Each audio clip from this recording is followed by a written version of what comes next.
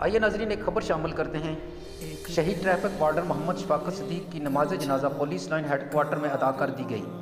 Police کے چاقو چوبند دستوں نے شہید کو سلامی پیش کی۔ نماز جنازہ میں R P O Rawalpindi, deputy commissioner Rawalpindi Muhammad Ali, S S P operation, S S P investigation اور دیگر سینئر پولیس افسران اور اہلکاروں نے کثیر تعداد میں شرکت کی۔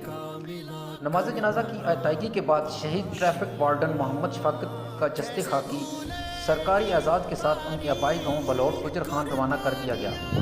پولیس ٹریفک وارڈن محمد شفاقت فرض کی ادائیگی کے دوران گاڑی کی ٹکر سے 21 اگست کو زخمی ہوئے، جو آج مورخہ 28 اگست ڈی ایچ کے اسپتال میں جامع شہادت نوش فرما۔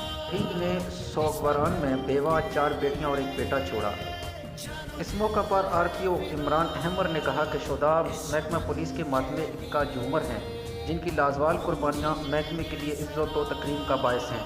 اس موقع پر سی پی او محمد احسن یونس نے کہا کہ شہید ہمارے محسن ہیں، جن کی قربانیاں ہمارے لیے مشعلہ راہ ہیں، جو کہ اس گھڑی میں دعاکین کے ساتھ کھڑے ہیں۔ مزید ایس ایس پی آپریشن رائے مظہر اقبال نے کہا کہ ہم سب ٹریفک وارڈن محمد شفاقت شہید کے وارث ہیں۔